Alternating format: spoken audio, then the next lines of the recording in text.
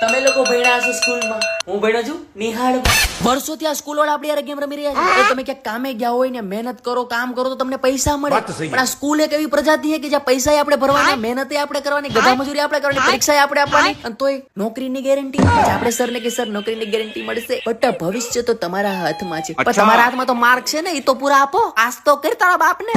અને મારી સ્કૂલમાં સ્ટાફ રૂમમાં એસી હતું અને ક્લાસરૂમમાં પંખો, જેમાં પાંખિયા નહોતા, ખાલી વૈસલું ચકેડું ફરતું હોય. અને સાહેબ આ ભેદભાવ છે સ્કૂલમાંથી જ આપણને શીખવાડવામાં આવે છે. મતલબ તમે ટીચરના ટોયલેટ જો એકદમ સાફ સુંદર ને સુગંધ આવતી હોય, અને એ જગ્યાએ સ્ટુડન્ટના ટોયલેટ જો અંદર જવાનું મન ન થાય, આપણને બહાર મૂતરી. અમે ઊંચી જાતિના, તમે નીચી જાતિના, ઊંચી જાતિના ટીચર, નીચી જાતિના સ્ટુડન્ટ. વાહ સાહેબ વાહ. સાહેબ ટોયલેટ નો એક કમાલ છે. મતલબ આપણા ક્લાસમાંથી એક છોકરો ખાલી એમ કે સાહેબ હું બાથરૂમ જઈએ, આપણને ઓટોમેટિક લાગે હું મૂતરતા હું છાટો પાણી.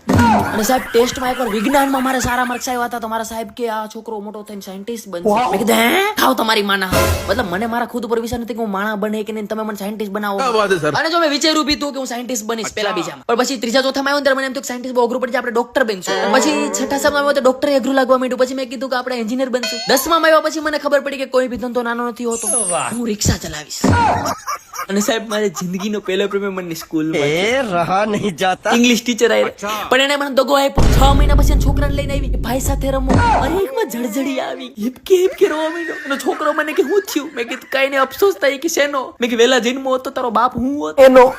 અને આ ટીચર લોકોની ને ખરાબ આદત હોય, મતલબ ગમે એ થાય ને પપ્પાને લઈને આવી જાય. હું કામ એકચ્યુઅલી મને હવે નહીં ફાવે. ભણવા હું આવું છું, પરીક્ષા હું આપું, ટેસ્ટ હું આપું, તો પપ્પાનું કામ વચમાં લઈ આવો. આપણા બેનો મામલો હે ને, આપણે બે સોલ્ટ આઉટ કરીશું મેન ટુ મેન. વચમાં હું કામ ફાધર કમ હે ઈ બૈડા ફાડીંગ મારા એટલા તૂટીંગ ત્યાં સુધી મારીંગ. નાનપણથી અત્યાર સુધીમાં એક વસ્તુ મને નથી સમજાતી. મતલબ સ્કૂલના ટોયલેટમાં બધા પોતાની ગર્લફ્રેન્ડ ના નામ લખતા, Vaishali I love you, Chandrika I love you. ક્યાં હું કામ ચંદ્રિકા ને વૈશાલી જાય? ઈ બોયઝ ટોયલેટ હે. પણ નાના હતા ને, હું લખતો આઈ લવ માય ઇંગ્લિશ ટીચર. નાનો હતો, ભોળો હતો ને બિચારો. એટલે સાહેબ નાનપણમાં હું એટલો ભોળો હતો, એટલો આજ્ઞાકારી હતો કે મારા ટીચર મને એમ કહેતા એક લાફા ભેગીનો મૂતરાવી દે.